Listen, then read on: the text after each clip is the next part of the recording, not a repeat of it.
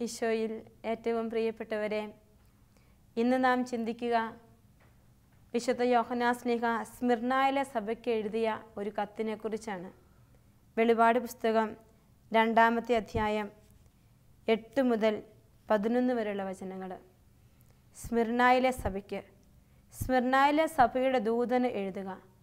ആദിയും അന്തവുമായവൻ, മരിച്ചവനും എന്നാൽ വീണ്ടും ജീവിക്കുന്നവനുമായവൻ പറയുന്നു, നിന്റെ ഞെരുക്കവും ദാരിദ്ര്യവും എനിക്കറിയാം. എങ്കിലും നീ സമ്പന്നനാണ്. യഹൂദനെന്ന് അവകാശപ്പെടുകയും എന്നാൽ അങ്ങനെയല്ലാതെ സാത്താൻ്റെ സിനഗോഗായി വർത്തിക്കുകയും ചെയ്യുന്നവരുടെ ദോഷാരോപണങ്ങളും ഞാൻ അറിയുന്നുണ്ട്. നീ ഉടനെ സഹിക്കാനിരിക്കുന്നവയെ ഭയപ്പെടരുത്. നിങ്ങളിൽ ചിലരെ പിശാച് തടവിലിടാനിരിക്കുന്നു. അത് നിങ്ങൾ പരീക്ഷിക്കപ്പെടുന്നതിനാണ്. 10 ദിവസത്തേക്ക് നിങ്ങൾക്ക് ഞെരുക്കമുണ്ടാകും. മരണം വരെ വിശ്വസ്തനായിരിക്കുക. ജീവൻ്റെ കിരീടം നിനക്ക് ഞാൻ നൽകും. ആത്മാവ് സഭകളോട് പറയുന്നത് എന്തെന്ന് ചെവിയുള്ളവൻ കേൾക്കട്ടെ. വിജയം ഭരിക്കുന്നവൻ തീർച്ചയായും 2-ാമത്തെ മരണത്തിന് അധീനമാവുകയില്ല. പ്രിയപ്പെട്ടവരെ, വെളിപാട് പുസ്തകത്തിൽ 7 സഭകൾക്കുള്ള കത്ത് നാം കാണുമ്പോൾ ഈ കത്തുകളിലെല്ലാം കർത്താവ് ഒരു കുറവ് കാണിച്ചു കൊടുക്കുന്നുണ്ട്. എന്നാൽ സ്മിർനായിലെ സഭയുടെ കത്തിൽ കർത്താവ് ഏറ്റവും അധികം പ്രശംസിക്കുന്ന സഭകളിൽ ഒന്നാണ് സ്മിർനായിലെ സഭ. അവിടെ എല്ലാ കത്തുകളിലെയും പോലെ ആരാണിത് എഴുതുന്നത്, അവൻ്റെ മഹത്വം എന്താ എന്ന് വെളിപ്പെടുത്തുന്നു. നീ എങ്ങനെയാണ് ഇപ്പോൾ, നിൻ്റെ അവസ്ഥ എന്താണ്, നിനക്ക് ഇനി എന്ത് ലഭിക്കാൻ പോകുന്നു, ഈ 3 കാര്യങ്ങൾ ഓരോ കത്തിലും നമുക്ക് മനസ്സിലാക്കാൻ പറ്റും. ഓരോ കത്ത് നമ്മെ ഒരുപാട് കാര്യങ്ങൾ പഠിപ്പിക്കുന്നുണ്ട്. സ്മിർനായിലെ സഭയുടെ ദൂതന് ഇങ്ങനെയാണ് എഴുതുമ്പോൾ ആരംഭത്തിൽ പറയും, ആദിയും അന്തവുമായവൻ എന്ന്. ഈശോ ആദിയും അന്തവുമാണെന്ന് വെളിപാട് പുസ്തകം 1-ാമത്തെ അധ്യായം 8-ാമത്തെ വചനത്തിൽ നാം വായിക്കും. ആയിരിക്കുന്നവനും ആയിരുന്നവനും വരാനിരിക്കുന്നവനും സർവശക്തനുമായ കർത്താവായ ദൈവം അരുളി ചെയ്യുന്നു, ഞാൻ ആദിയും അന്തവുമാണ് എന്ന്. യോഹന്നാസ്ലീഹയുടെ ഈ വെളിപാടിൽ ആരംഭത്തിൽ എന്താണ് ദൈവമെന്ന് ജനത്തെ പഠിപ്പിച്ചു കൊടുത്തിട്ടാണ് ഓരോ കാര്യങ്ങളും എടുത്ത് സഭയിലെ കത്ത് എഴുതുമ്പോൾ അദ്ദേഹം അത് പറയുക. മാറ്റമില്ലാത്തവനാണ് തമ്പുരാൻ. വീണ്ടും നാം കാണും, വീണ്ടും ജീവിക്കുന്ന, മരിച്ചവനും എന്നാൽ ജീവിക്കുന്നവനും ആയവൻ പറയുന്നു. മരിച്ച് ഇല്ലാതായവനല്ല, ഇന്നും നമുക്ക് വേണ്ടി പിതാവിൻ്റെ പക്കൽ എഴുന്നേറ്റ് നിൽക്കുന്ന ഈശോയെക്കുറിച്ചാണ് യോഹന്നാസ്ലീഹ ആദ്യം പഠിപ്പിക്കുന്നത്. എന്നിട്ട് 9-ാമത്തെ വചനത്തിൽ പറയും, ഞെരുക്കവും ദാരിദ്ര്യവും എനിക്കറിയാം. എങ്കിലും നീ സമ്പന്നനാണ്. യഹൂദരെന്ന് അവകാശപ്പെടുകയും എന്നാൽ അങ്ങനെയല്ലാതെ സാത്താൻ്റെ സിനഗോഗായി വർത്തിക്കുകയും ചെയ്യുന്നവരുടെ ദോഷാരോപണങ്ങളും ഞാൻ അറിയുന്നുണ്ട്. എന്നാൽ മറ്റുള്ളവർ പേര് മാത്രം പറഞ്ഞിട്ട് മറ്റു പല തിന്മകളുടെ കാര്യങ്ങളിൽ വ്യാപൃതരാകുമ്പോൾ സ്മിർനായിലെ സഭയിലുള്ളവർക്ക് വളരെ ഞെരുക്കമുണ്ട്, ദാരിദ്ര്യമുണ്ട്. എന്നാൽ അവരോട് തമ്പുരാൻ പറയുന്ന ഒരു പ്രധാനപ്പെട്ട കാര്യമുണ്ട്, എങ്കിലും നീ സമ്പന്നനാണ് എന്ന്. വിശുദ്ധ ലൂക്കായുടെ സുവിശേഷത്തിൽ 6-ാമത്തെ അധ്യായം 20-ാമത്തെ വചനത്തിൽ അഷ്ടഭാഗ്യങ്ങൾ പറയുമ്പോൾ കർത്താവ് ഒരു കാര്യം പറയും, ദരിദ്രരെ നിങ്ങൾ ഭാഗ്യവാന്മാർ, എന്തെന്നാൽ ദൈവരാജ്യം നിങ്ങളുടേതാണ് എന്ന്. ഒന്നുമില്ലാത്തവർക്ക് വലിയൊരു സമ്മാനം വെച്ചിരിക്കുന്നുവെന്ന് കർത്താവ് അവിടെ നമ്മളെ പഠിപ്പിച്ചു വെച്ചിട്ടുണ്ട്.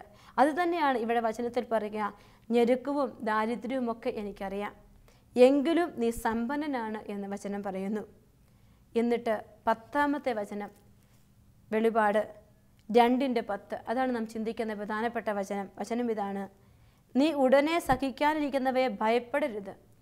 നിങ്ങളിൽ ചിലരെ പിശാച് തടവിലിടാനിരിക്കുന്നു. അത് നിങ്ങൾ പരീക്ഷിക്കപ്പെടുന്നതിനാണ്. 10 ദിവസത്തേക്ക് നിങ്ങൾക്ക് ഞെരുക്കമുണ്ടാകും. മരണം വരെ വിശ്വസ്തനായിരിക്കുക. ജീവൻ്റെ കിരീടം നിനക്ക് ഞാൻ നൽകും.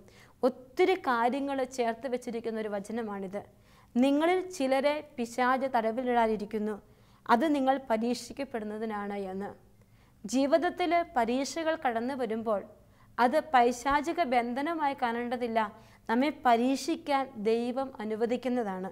എന്നിട്ട് അടുത്ത കാര്യം പറയുവാണ്, 10 ദിവസത്തേക്ക് നിങ്ങൾക്ക് ഞെരുക്കമുണ്ടാകുമെന്ന്. കൃത്യമായ കണക്ക് തമ്പുരാൻ്റെ മുൻപിലുണ്ട്. ഞാൻ ഞെരുക്കപ്പെടുന്ന കാലഘട്ടത്തിലെ ദിവസങ്ങളും നാഴികകളും വിനാഴികകളും എല്ലാം, നിമിഷങ്ങൾ പോലും, ഓരോ സെക്കൻഡുകൾ പോലും എൻ്റെ ദൈവത്തിൻ്റെ സന്നിധിയിൽ കണക്കുണ്ട് എന്ന് ഈ വചനം നമ്മെ പഠിപ്പിക്കും. 10 ദിവസത്തേക്ക് നിങ്ങൾക്ക് ഞെരുക്കമുണ്ടാകുമെന്ന്. നമ്മുടെ ജീവിതത്തെ നമുക്ക് എടുക്കുമ്പോൾ നമുക്ക് കാണാൻ പറ്റും, ചിലപ്പോൾ ചില വ്യക്തിയുടെ ജീവിതത്തിൽ 10 വർഷങ്ങൾ സഹിക്കേണ്ടി വരും. ചില വ്യക്തികൾ 10 ദിവസങ്ങളാകും, ചിലർ 10 മിനിറ്റത്തേക്ക് വലിയ ഞെരുക്കത്തിലായിരിക്കും. എല്ലാം കർത്താവിൻ്റെ കയ്യിൽ വലിയ കണക്ക് എഴുതി വെച്ചിട്ടുണ്ടെന്ന് ഈശോ നമ്മെ പഠിപ്പിക്കുകയാണ്. ഞെരുക്കം എപ്പോഴും ലോകത്തിൻ്റെ മുമ്പിൽ വലിയ വേദനയാണ്. അത് പോഷത്വമാണ്. അത് എന്താണ്, ഇത് ദൈവം ഉണ്ടോ എന്ന് പലരും ചിന്തിക്കും. ഈ കഴിഞ്ഞ ഇടയ്ക്ക് പ്രളയം വന്ന് കുറേ പേര് മണ്ണിടിഞ്ഞ് മരിച്ചപ്പോൾ ഞാൻ അറിയുന്ന ഒരു ടീച്ചറിൻ്റെ ഹസ്ബൻഡ് അങ്ങനെ അധികമൊന്നും പള്ളിയിൽ പോകുന്ന വ്യക്തിയല്ല. പുള്ളിയോട് പള്ളിയിൽ പോകാം, പ്രാർത്ഥിക്കാം എന്ന് പറഞ്ഞപ്പോൾ ആ സാറ് പറയുക, ദൈവം ഉണ്ടെങ്കിൽ ഇങ്ങനെ ഒരു പ്രളയം ഉണ്ടാകുമോ? ഈ ദൈവത്തെ അന്വേഷിച്ച് ഞാൻ എന്തായാലും ഇനിയും പള്ളിയിൽ പോകാൻ ഉദ്ദേശിക്കുന്നില്ല എന്ന്. പ്രിയപ്പെട്ടവരെ, മാനുഷികമായി ബുദ്ധിപരമായി ലോകത്തിൻ്റെ ചിന്താഗതികൾക്കനുസരിച്ച് നീങ്ങുന്ന ഒരു വ്യക്തിയുടെ സെൻറ്റൻസുകളാണ് ഇതൊക്കെ. എങ്കിലും ഇവിടെ ഈശോ പറയുകയാണ്, നീ സമ്പന്നനാണ്, നിനക്ക് ഞെരുക്കമുണ്ടാകുമ്പോൾ. ദൈവദൃഷ്ടിയിൽ ഒരു വാല്യൂ ഉണ്ട് നമ്മുടെ ഞെരുക്കത്തിന്. പുതിയ നിയമം മുഴുവൻ നമ്മെ അത് പഠിപ്പിക്കുന്നുണ്ട്. ലോകത്തിൻ്റെ വാല്യൂ അല്ല, ദൈവത്തിൻ്റെ വാല്യൂ എന്ന് കർത്താവ് നമ്മെ പഠിപ്പിക്കുക. ശത്രുക്കളോടും നീ ക്ഷമിക്കണം, ശപിക്കുന്നവരെ നീ അനുഗ്രഹിക്കണം. കർത്താവിൻ്റെ വാല്യൂവിന്, കർത്താവിൻ്റെ നിയമത്തിന് ഒത്തിരി മാറ്റമുണ്ട് ലോകത്തെ നിയമവുമായിട്ട്. നമുക്ക് പലപ്പോഴും കോൺട്രഡിക്ഷനായിട്ട് ഫീൽ ചെയ്യുന്ന പല കാര്യങ്ങളുമുണ്ട്. എന്നാൽ ഇവിടെ ഈശോ നമ്മെ പഠിപ്പിക്കുകയാണ്, ഈ ഞെരുക്കത്തിൽ നീ സമ്പന്നനാണ് എന്ന്. എന്നിട്ടോ അടുത്ത കാര്യം, രണ്ടാമത്തെ ഏറ്റവും പ്രധാനപ്പെട്ട കാര്യമാണ്, എൻ്റെ സഹനത്തിൻ്റെ നാളുകൾ എൻ്റെ തമ്പുരാൻ്റെ കൈകളിൽ എണ്ണപ്പെട്ടിരിക്കുന്ന ദിവസങ്ങളാണ്. നിൻ്റെ അലച്ചിലുകൾ ഞാൻ എണ്ണിയിട്ടുണ്ട്, നിൻ്റെ കണ്ണീർ കണങ്ങൾ ഞാൻ കുപ്പിയിൽ ശേഖരിച്ചിട്ടുണ്ട് എന്ന് ദൈവം പറഞ്ഞു വെച്ചിട്ടുണ്ടെങ്കിൽ ആ തമ്പുരാൻ പറഞ്ഞത് കറക്റ്റ് തന്നെയാണ്. അവൻ ഇവിടെ പറയുകയാണ്, 10 ദിവസത്തേക്ക് നിങ്ങൾക്ക് ഞെരുക്കമുണ്ടാകുമെന്ന് എൻ്റെ ഈശോയ്ക്കറിയാം. എത്ര ദിവസമാണ് ഞാൻ സഹിച്ചതെന്ന്, എത്ര തുള്ളി കണ്ണുനീര് ഞാൻ പൊഴിച്ചിട്ടുണ്ട് എന്ന്, എത്രമാത്രം മനോവേദന ഞാൻ അനുഭവിച്ചിട്ടുണ്ട് എന്ന്, എങ്ങനെയാണ് ഞാൻ പിടിച്ചു നിന്നത് എന്ന് എൻ്റെ ഈശോയ്ക്ക് വ്യക്തമായി എന്നെക്കുറിച്ചറിയാം. എന്നെക്കുറിച്ച് പദ്ധതികൾ മെനഞ്ഞു വെച്ചിരിക്കുന്ന തമ്പുരാനെ ജെറമ്യ 29:11 നാം കാണും. എനിക്ക് നിന്നെക്കുറിച്ചൊരു പദ്ധതിയുണ്ട്, നാശത്തിനുള്ളതല്ല ക്ഷേമത്തിനുള്ള പദ്ധതി, ശുഭമായ ഭാവിയും നന്മയുമൊക്കെ ഒരുക്കി വെക്കുന്ന പദ്ധതി എന്ന വചനം പറയുമ്പോൾ ആ തമ്പുരാൻ തന്നെ പറയുക, നിന്റെ ഞെരുക്കത്തിൻ്റെ ദിനങ്ങൾ എൻ്റെ കയ്യിലുണ്ട്, സഹനത്തിൻ്റെ നാളുകൾ എൻ്റെ കൂടെയുണ്ട്, നീ ഭയപ്പെടേണ്ട, ധൈര്യപൂർവ്വം സഹിക്കുക എന്ന്. ധൈര്യപൂർവ്വം സഹിച്ചു കഴിയുമ്പോൾ ഈ വിശ്വസ്തതയ്ക്ക്, മരണം വരെ വിശ്വസ്തരായിരിക്കുന്നവർക്ക് ജീവൻ്റെ കിരീടം നിനക്ക് ഞാൻ നൽകുമെന്ന് വചനം അവിടെ എഴുതി വെച്ചിട്ടുണ്ട്. എത്ര വലിയ പ്രതിസന്ധികളിലൂടെ കടന്നു പോയാലും എൻ്റെ ഈശോയെ ഞാൻ ഇട്ടിട്ട് പോവില്ല എന്ന് പറയുന്ന ഒരുപാട് പേരെ ഞാൻ കണ്ടിട്ടുണ്ട്. ഒത്തിരി ജീവിതങ്ങൾ നമുക്ക് ചിലപ്പോൾ തോന്നും, കർത്താവ് ഇവരെങ്ങനെ മുന്നോട്ട് ജീവിക്കുമെന്ന്. അത്രമാത്രം വേദനയോടെ കടന്നു പോകുമ്പോഴും അവർ ധൈര്യപൂർവ്വം ചങ്കിൽ കൈവച്ചിട്ട് പറയും, എത്ര വലിയ പ്രതിസന്ധികൾ വന്നാലും എൻ്റെ കർത്താവിനെ ഇട്ടിട്ട് ഞാൻ പോവില്ലെന്ന്. ഈ ഞെരുക്കത്തിൻ്റെയും ഈ പീഡനത്തിൻ്റെയും ഈ വേദനകളിലെ നാളുകൾ എൻ്റെ തമ്പുരാൻ അറിയാം. അവൻ്റെ കണ്ണുകളിൽ കാണാത്തതായി ഒന്നുമില്ലെന്ന് വചനം നമ്മെ പഠിപ്പിക്കുന്നുണ്ട്. വിശുദ്ധ ലൂക്കായുടെ സുവിശേഷം 24:26 ഈശോ എമ്മാവൂസിലേക്ക് പോയ ശിഷ്യന്മാരെ പറഞ്ഞ് പഠിപ്പിച്ചു കൊടുത്തിട്ട് ഈശോ പറയുക, ക്രിസ്തു ഇതെല്ലാം സഹിച്ച് മഹത്വത്തിലേക്ക് പ്രവേശിക്കേണ്ടി ഇരുന്നില്ലേ എന്ന്. ഈശോ അവരോട് ഇങ്ങനെ ചോദിക്കുമ്പോൾ ഈ ഞെരുക്കത്തിൻ്റെ കാലഘട്ടം അവൻ്റെ കൈകളിൽ എണ്ണിവെച്ചിട്ട് അതിനുശേഷം അവൻ എനിക്ക് തരാൻ പോകുന്ന ജീവൻ്റെ കിരീടത്തെക്കുറിച്ച് എന്നെ പഠിപ്പിക്കുകയാണ്. ഈ സഹനങ്ങളിലൂടെ ഞാൻ കടന്നു പോകുമ്പോൾ നമ്മുടെ പൂർവ്വപിതാവായ ജോസഫിനെ കുറിച്ച് പറയും. ജോസഫിനെ സഹോദരങ്ങൾ കെട്ടിത്തള്ളിയിട്ടു, അവിടെ നിന്നെടുത്ത് ഈജിപ്തുകാർക്ക് വിറ്റു. അങ്ങനെ കാരാഗ്രഹത്തിലും ഫറവോയുടെ പൊത്തിഫറിൻ്റെ വീട്ടിലായിരിക്കുമ്പോഴാണ് തിന്മ ചെയ്യാൻ പ്രേരിപ്പിക്കപ്പെടുമ്പോൾ അധീനനാകാതെ അവൻ കാരാഗ്രഹത്തിൽ അടയ്ക്കപ്പെടുന്ന ഒരു സമയമുണ്ട്. അങ്ങനെ കാരാഗ്രഹത്തിൽ അവൻ കിടക്കുകയാണ്. കാരാഗ്രഹത്തിൽ കിടന്ന് അവൻ വേദനിക്കുമ്പോൾ അത് കാണാത്തൊരു തമ്പുരാനല്ല. അവനെ കിണറ്റിൽ നിന്നെടുക്കുമ്പോഴും കിണറ്റി തള്ളിയിടുമ്പോഴും അവൻ വയലിൽ സഹോദരങ്ങളുടെ അടുക്കലേക്ക് പോകുമ്പോഴും അമ്മയുടെ ഉദരത്തിൽ ഉരുവായപ്പോൾ മുതൽ അവനെ അറിയുന്ന ഒരു തമ്പുരാനുണ്ട്, അവനെ മനസ്സിലാക്കുന്ന ഒരു തമ്പുരാനുണ്ട്. അവൻ അവിടെ കടന്നു കാരാഗ്രഹത്തിൽ കിടക്കുമ്പോൾ കൂട്ടുകാരുടെ കൂടെ സഹതടവുകാരുടെ സ്വപ്നമൊക്കെ വ്യാഖ്യാനിച്ചു. ഈ സ്വപ്നമൊക്കെ വ്യാഖ്യാനിച്ചിട്ട് തടവുകാർക്ക് അവൻ എന്താണോ വ്യാഖ്യാനിച്ചത് അതെല്ലാം അതേപടി സംഭവിച്ചു കഴിഞ്ഞു. പക്ഷേ അവരാരും ഇവനെ ഓർത്തില്ല. അവൻ അപ്പോഴും കാരാഗ്രഹത്തിൽ കിടക്കുകയാണ്. അവൻ കാരാഗ്രഹത്തിൽ എത്ര നാൾ കിടന്നുവെന്ന് വചനം വ്യക്തമായി പറയുകയാണ്. ഉൽപ്പത്തി 41:1 വചനത്തിൽ 2 വർഷം കഴിഞ്ഞപ്പോൾ ഫറവോ ഒരു സ്വപ്നം കണ്ടു. ജോസഫിൻ്റെ ജീവിതത്തിൽ കാരാഗ്രഹവാസവും സഹനത്തിൻ്റെ നാടുകൾ, ആരെയും കാണാൻ പറ്റാതെ ഒറ്റപ്പെട്ട് വേദനിക്കപ്പെട്ട് നീറിപ്പിടഞ്ഞ നാടുകൾ 2 വർഷമായിരുന്നു. പ്രിയപ്പെട്ടവരെ, നമ്മുടെ ജീവിതത്തിലും അങ്ങനെ ചില നാടുകളുണ്ട്. കണക്കുകൾ വ്യക്തമായി ബൈബിളിൽ എഴുതി വെച്ചിട്ടുള്ളതുപോലെ എൻ്റെ സഹനത്തിൻ്റെ നാടുകൾ എൻ്റെ തമ്പുരാൻ്റെ കൈകളിൽ വ്യക്തമായി എഴുതി വെച്ചിട്ടുണ്ട്.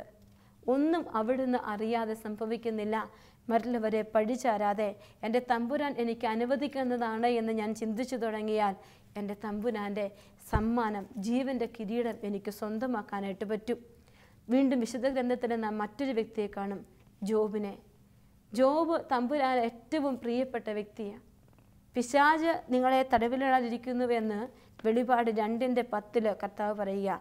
അത് നിങ്ങൾ പരീക്ഷിക്കപ്പെടുന്നതിനാണ്. എൻ്റെ ജീവിതത്തിലെ സഹനങ്ങൾ ഞാൻ തിളങ്ങുന്ന മുത്തായി മാറാൻ അവിടുന്ന് അനുവദിക്കുന്നതാണെന്ന് തമ്പുരാൻ നമ്മെ പഠിപ്പിക്കുന്നുണ്ട്. ഞെരുക്കത്തിൻ്റെ കാലഘട്ടം ഒരു വ്യക്തി പങ്കുവെച്ചതാ. സ്വന്തം സഹോദരൻ മിണ്ടിയിട്ട് 25 വർഷമാകുന്നു.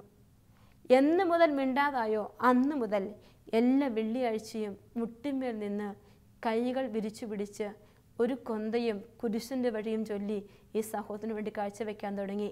1 വർഷമല്ല, 2 വർഷം വരും കാണാൻ. മറ്റുള്ളവരെയൊക്കെ കാണാൻ വരുമ്പം മറ്റുള്ളവരോടൊക്കെ സംസാരിക്കും. അടുത്ത് നിൽക്കുന്ന നമ്മയൊന്നും അന്വേഷിക്കാറ് പോലുമില്ല. ഫോൺ വിളിച്ചാൽ എടുക്കില്ല.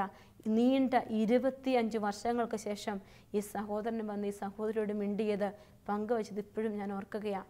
തളരാതെ പതറാതെ മനസ്സിൻ്റെ വേദന വലിയ വേദനയാണ്. ഒത്തിരിയേറെ സ്നേഹബന്ധങ്ങൾ, നല്ല അടുപ്പമുള്ള കുടുംബത്തിൽ ഒരാൾ മിണ്ടാതിരുന്നാൽ അത് വലിയൊരു സഹനമാണ്. ഈ സഹനത്തിൻ്റെ നാളുകൾ കഴിയുമ്പോൾ കിട്ടുന്ന ഒരു സന്തോഷമുണ്ട്. അത് പറഞ്ഞറിയിക്കാനാവാത്ത സന്തോഷമാണ്. ധൂർത്തപുത്രൻ പിതാവിൻ്റെ ഭവനത്തിൽ നിന്ന് ഇറങ്ങിപ്പോയപ്പോൾ പിതാവ് അനുഭവിച്ചൊരു വേദനയുണ്ട്.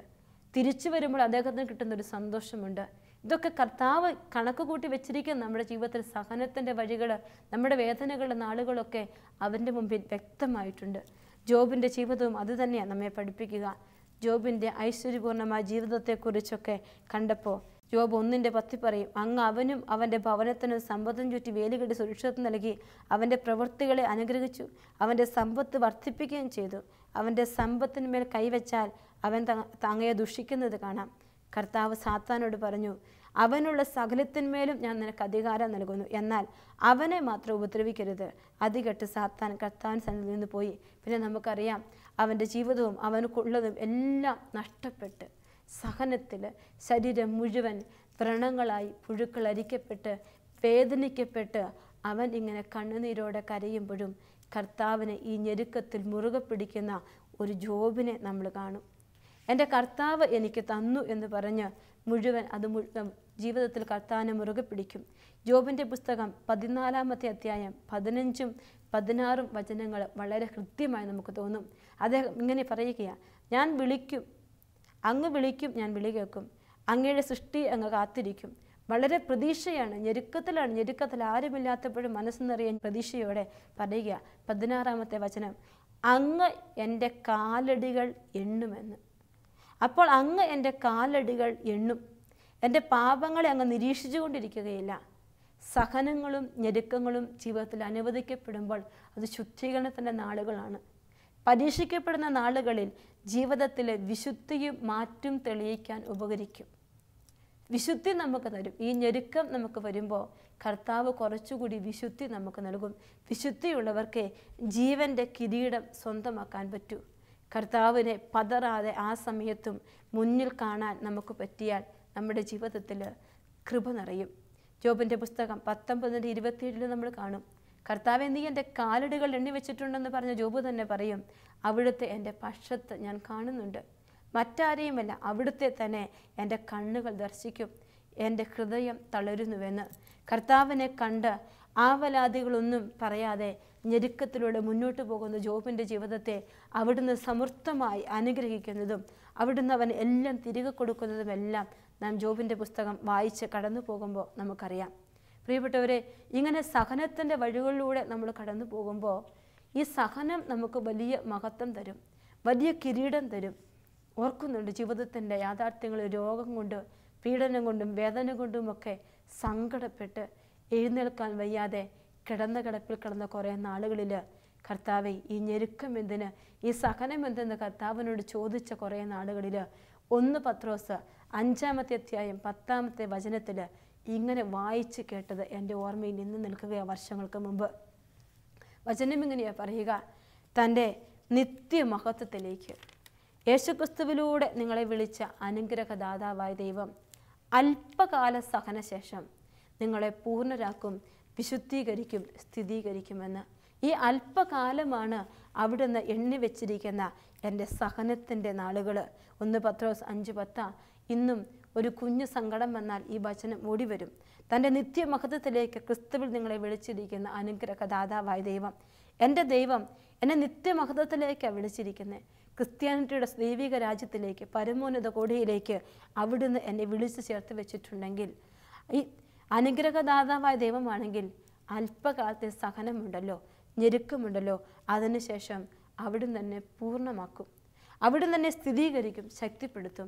ഞെരുക്കങ്ങൾ എന്നെ സമ്പന്നമാക്കാനുള്ളതാ, എനിക്ക് സമ്പത്ത് തരാനുള്ളതാ, എൻ്റെ ജീവിതത്തിൽ കൃപകൾ വർദ്ധിപ്പിക്കാനുള്ളതാ. ഈ ഒരു ചിന്ത നമ്മുടെ മനസ്സിൽ എപ്പോഴും ഉണ്ടായിരിക്കണം. അങ്ങനെ കടന്നു പോകുമ്പോഴാണ് നമുക്ക് കർത്താവ് ജീവൻ്റെ കിരീടം നൽകുക. മരണം വരെ വിശ്വസ്തരായിരിക്കണം. മറ്റൊരു കാര്യം ചേർത്ത് വെച്ചിരിക്കുക, സഹനങ്ങൾ വരുമ്പോൾ കർത്താവിൽ നിന്ന് ഓടിപ്പോകുകയല്ല ചെയ്യണ്ടേ, മരണം വരെ വിശ്വസ്തരായിരിക്കണം. അങ്ങനെ വിശ്വസ്തരായാൽ അവിടുന്ന് ജീവൻ്റെ കിരീടം നമുക്ക് നൽകും. ഇടയന്മാരുടെ തലവൻ പ്രത്യക്ഷപ്പെടുമ്പോൾ മഹത്വത്തിൻ്റെ ഒളിമങ്ങാത്ത കിരീടം നിങ്ങൾക്ക് ലഭിക്കുമെന്ന്. വലിയ മഹത്വമാണ് സഹനം നമുക്ക് നൽകുന്നത്. ഒപ്പം ഈ മഹത്വം എന്ന് പറയുന്നത് ഒരു കിരീടം ധരിപ്പിക്കലാണ്. പരിശുദ്ധ അമ്മയും കുരിശൻ ചുവട്ടിൽ പതറാൻ നിന്നപ്പോൾ സ്വർഗരാജ്ഞിയായി അവൾ മുടി ധരിപ്പിക്കപ്പെട്ടതുപോലെ കർത്താവിന് വേണ്ടി സഹിക്കുന്നവർ, കർത്താവിനോട് വിശ്വസ്തരായി നിന്നുകൊണ്ട് സഹനം ഏറ്റെടുക്കുന്ന വ്യക്തികൾക്ക് അവിടുന്ന് കൊടുക്കുന്ന സമ്മാനം വളരെ വലുതാണ്. ഒത്തിരി വ്യക്തികൾ ഒരുപാട് ആളുകളെ കണ്ടുമുട്ടുമ്പോൾ സ്വന്തം ഭർത്താവ് മദ്യപാനിയായിട്ട് 15ഉം 20ഉം വർഷങ്ങൾ ചെലവഴിച്ച് ദുഃഖത്തിൻ്റെ നാളുകളിൽ പതറാതെ, ആരും കാണാതെ രാത്രിയിൽ എഴുന്നേറ്റിരുന്ന് പ്രാർത്ഥിച്ച് ഈ സഹനത്തെ ദൈവസന്നിധിയിലേക്ക് കൊടുത്ത് പ്രാർത്ഥിക്കുന്ന വ്യക്തികളെ കാണാൻ പറ്റും. ജീവിതത്തിലെ സഹനങ്ങളിൽ അങ്ങനെയാണ്. ഒരു വ്യക്തി പങ്കുവെച്ചത് ഞാൻ ഓർക്കുന്നുണ്ട്. ഒത്തിരി സംശയിക്കുന്ന ഒരു ഭർത്താവ്, അദ്ദേഹത്തിന് എപ്പോഴും നൈറ്റ് ഡ്യൂട്ടിയാണ്. ഭാര്യ പകൽ മുഴുവൻ ജോലിയിൽ പോകും, സ്കൂളിൽ പഠിപ്പിക്കും. രാത്രി നൈറ്റ് ഡ്യൂട്ടിക്ക് പോകുന്ന ഭർത്താവ് വൈകുന്നേരം മുതൽ രാവിലെ വെളുക്കും വരെ ഫോൺ വിളിച്ചുകൊണ്ടിരിക്കും. ഫോൺ വയ്ക്കാനോ സംസാരിക്കാനോ ഉറങ്ങാനോ ഒന്നും സമ്മതിക്കാത്തൊരവസ്ഥ. മിണ്ടാൻ പോലും പറ്റില്ല. ഇങ്ങനെ അനുദിനം ഇപ്പോൾ ഏതെങ്കിലും കാരണവശാൽ ഫോൺ കട്ടായി പോയാൽ മോളുടെ ഫോണിലേക്ക് വിളിച്ചിട്ട് പറയും അമ്മയ്ക്ക് കൊടുക്കാൻ. അങ്ങനെ മാനസിക വിഭ്രാന്തരകപ്പെട്ടിരിക്കുന്ന ഈ ഭർത്താവിനെ ഉപേക്ഷിക്കാൻ ലോകം മൊത്തം അവളോട് പറഞ്ഞു. വീട്ടുകാരും പ്രിയപ്പെട്ടവരുമൊക്കെ പറഞ്ഞപ്പോഴും കർത്താവ് തന്ന ഈ കുരിശിനെ സന്തോഷത്തോടെ സ്വീകരിക്കും. ഒത്തിരി വേദനിച്ച് സങ്കടപ്പെട്ട് മരിച്ചാലോ എന്ന് ചിന്തിച്ചിരിക്കുമ്പോൾ ആരെങ്കിലും പ്രാർത്ഥനക്കാരെ വിളിച്ചിട്ട് പറയും ഒന്ന് പ്രാർത്ഥിക്കാമോ, സഹിക്കാൻ പറ്റുന്നില്ല. അവർ പ്രാർത്ഥിച്ച് ഈശോയുടെ വചനങ്ങൾ 2 പറഞ്ഞു കൊടുത്തു കഴിയുമ്പോൾ പിറ്റേ ദിവസം മുഖത്തേക്ക് നോക്കുമ്പോൾ ഒടുമ്പങ്ങാത്ത ശോഭ നമുക്ക് കാണാൻ പറ്റും. പിറ്റേ ദിവസം സ്കൂളിൽ വരുമ്പോൾ ഇത്രയും വലിയ പീഡ അനുഭവിക്കുന്ന ഒരു വ്യക്തിയെന്ന് നമുക്ക് തോന്നില്ല. ഇതാണ് വിശ്വസ്തത എന്ന് പറയുന്നത്. വിജയം വരിക്കുന്നവൻ തീർച്ചയായും രണ്ടാമത്തെ മരണത്തിന് അധീനനാവുകയില്ല. കർത്താവ് മഹത്വത്തിൽ വാനമേഘത്തിൽ എഴുന്നള്ളി വരുമ്പോൾ അവൻ്റെ ഒപ്പം അവൻ്റെ കൂടെ ചാരത്ത് എഴുന്നേറ്റ് നിൽക്കാൻ എനിക്കും നിങ്ങൾക്കും പറ്റണമെങ്കിൽ ഇന്ന് ആർക്കൊക്കെ ഞെരുക്കമുണ്ടോ, ആർക്കൊക്കെ പീഡയുണ്ടോ, ആരൊക്കെ വേദനിക്കുന്നുണ്ടോ, അവർ ധൈര്യപൂർവ്വം കർത്താവിനെ പിടിച്ച് മുന്നോട്ട് പോയാൽ ഈ മഹത്വത്തിൻ്റെ ഒളിമങ്ങാത്ത കിരീടം നമുക്ക് കിട്ടും. രണ്ടാമത്തെ മരണത്തിന് നമ്മൾ അധീനരാവുകയില്ല. കർത്താവ് നമുക്ക് വേണ്ടി കാത്തുവെച്ചിരിക്കുന്ന ആ കാനാൻ ദേശം, സ്വർഗരാജ്യത്തിൻ്റെ മേഖലയിലേക്ക് നമുക്ക് പോകാനായിട്ട് പറ്റും. ഈ സഹനങ്ങളിൽ പിടിച്ചു നിൽക്കണം. നമുക്കറിയാൻ പറ്റും ജീവിതത്തിൽ ഒത്തിരി പേരെ, ഒരുപാട് പേരെ പറഞ്ഞാലും തീരാത്ത ഒത്തിരി വ്യക്തികളെ കണ്ടുമുട്ടുമ്പോൾ അവരുടെയൊക്കെ ജീവിതത്തിൽ എങ്ങനെയാണ് ഈ മരിക്കാതിരിക്കുന്നത്, എങ്ങനെയാണ് ജീവിതം മുന്നോട്ട് കൊണ്ടുപോകുന്നത് ചോദിച്ചാൽ അവർ പറയും ദിവ്യകാരുണ്യ ഈശോയെ നോക്കിയിട്ടാണ് എന്ന്. സഹിക്കുന്ന വ്യക്തിയോടും കർത്താവിന് പറയാനൊരു കാര്യമുണ്ട്, അവനെ നോക്കി യാത്ര ചെയ്യണമെന്ന്. കുരിശിലെ യേശുവിനെ നോക്കി, ദിവ്യകാരുണ്യമായി മാറി യേശുവിനെ നോക്കി യാത്ര ചെയ്താൽ ഈ സഹനത്തിൽ പിടിച്ചു നിൽക്കാൻ കർത്താവ് നമ്മെ പഠിപ്പിക്കും. ഒരു വിശുദ്ധനെ വറചട്ടിയിലെ എണ്ണയിലേക്കിട്ട് പൊരിച്ചുകൊണ്ടിരിക്കുമ്പോൾ ചിരിച്ചുകൊണ്ട് അദ്ദേഹം പറയും ഈ വശം വെന്തു, മറുവശം മറിച്ചിടാനായിട്ട് ആർക്കു പറ്റും? ഇത്രയും വലിയ വിശ്വസ്തയോടെ തമ്പുരാൻ്റെ മുമ്പിൽ നിൽക്കാൻ. വിശുദ്ധ യോഹന്നാൻ ക്രിസ്തുവിനെ കുറിച്ച് പറയുമ്പോൾ അദ്ദേഹത്തിൻ്റെ ജീവിതത്തിൽ എഴുന്നേറ്റ് നിൽക്കാൻ പോലും പറ്റാത്ത ഒരു സെല്ലിൽ അവിടെ തന്നെ പ്രാഥമിക ആവശ്യങ്ങളൊക്കെ നടത്തി അവിടെ തന്നെ ഉറങ്ങാൻ പോലും പറ്റാതെ കൂരിരുട്ടിൻ്റെ രാത്രിയിൽ വർഷങ്ങൾ ചെലവഴിക്കുമ്പോഴും അദ്ദേഹം പറയും, യേശുവേ നീ എൻ്റെ പ്രേമഗീതമാണെന്ന്. ഇത്രയും വലിയൊരു തീവ്രതയോടെ പിടിച്ചു നിൽക്കാനാണ് സ്മിർനയിലെ സഭയോട് കർത്താവ് അരുളി ചെയ്യുന്നത്. ഈ ഒരു കൃപ നമുക്ക് ചോദിച്ചു മേടിക്കണം. ഞെരുക്കങ്ങളിൽ എൻ്റെ സഹനത്തിൻ്റെ നാളുകൾ അവൻ്റെ മുമ്പിൽ എണ്ണപ്പെട്ടിരിക്കുന്നതാണ്. അവൻ അറിയാം, അവനതിന് കണക്കുണ്ട് എന്ന് വിശ്വാസത്തോടെ ഈശോയുടെ മുമ്പിൽ പ്രാർത്ഥിക്കാം. നമ്മുടെ വിശ്വസ്തതയെ നമുക്ക് ഏറ്റുപറയാം. കണ്ണുകളടച്ച് കരങ്ങൾ കുട്ടിപ്പിടിച്ച്, നല്ല തമ്പുരാനെ, നിനക്കറിയാം എൻ്റെ ജീവിതത്തിൻ്റെ ഞാൻ കടന്നു പോകുന്ന വഴികൾ നിനക്കറിയാം, സങ്കടങ്ങൾ നിനക്കറിയാം, ഭാരങ്ങൾ നിനക്കറിയാം. കർത്താവേ, അങ്ങ് എന്നോട് പറഞ്ഞില്ലേ എൻ്റെ ഞെരുക്കത്തിൻ്റെ നാളുകൾ നിൻ്റെ കൺമുമ്പിലുണ്ട് എന്ന്. നീ അവയെല്ലാം രേഖപ്പെടുത്തി വെച്ചിട്ടുണ്ടെന്ന്. ഞാൻ ഞെരുങ്ങുമ്പോഴും ഞാൻ സമ്പന്നയാണെന്ന് വിശ്വസിക്കാൻ നീ എന്നെ പഠിപ്പിക്കണം. ദരിദ്രർക്ക് ദൈവരാജ്യം വാഗ്ദാനം ചെയ്ത അങ്ങയുടെ വലിയ സാന്നിധ്യം, വിശ്വസ്തയോടെ സഹനത്തെ മുന്നിൽ കണ്ട് ഒളിമങ്ങാത്ത കിരീടത്തിന് വേണ്ടി യാത്ര ചെയ്യാൻ നീ എന്നെ പഠിപ്പിക്കണമേ എന്ന് പ്രാർത്ഥിക്കുന്നു. നല്ല ഈശോയെ, അവിടുത്തെ വലിയ കൃപയും കരുണയും അനുദിനം ഞങ്ങളെ തൊട്ട് കടന്നു പോകട്ടെ. ഈശോയെ, കൃപയിൽ സഹനത്തെ മുന്നോട്ട് കാണാൻ, സഹനത്തെ ഏറ്റെടുക്കാൻ ഞങ്ങളെ പഠിപ്പിക്കണം. കർത്താവ്, ഈ സഹനം ഇറക്കി വയ്ക്കാനല്ല പ്രാർത്ഥിക്കുക, അത് എടുത്തുകൊണ്ട് പോകാനുള്ള ചുമല് ഞങ്ങൾക്ക് തരണമെന്ന് പ്രാർത്ഥിക്കണം. ചുമലിൻ്റെ ശക്തി തരണമെന്ന് ഞങ്ങൾ പ്രാർത്ഥിക്കുന്നു. നിത്യം പിതാവും പുത്രനും പരിശുദ്ധാത്മാവുമായ സർവേശ്വര. ആമേൻ.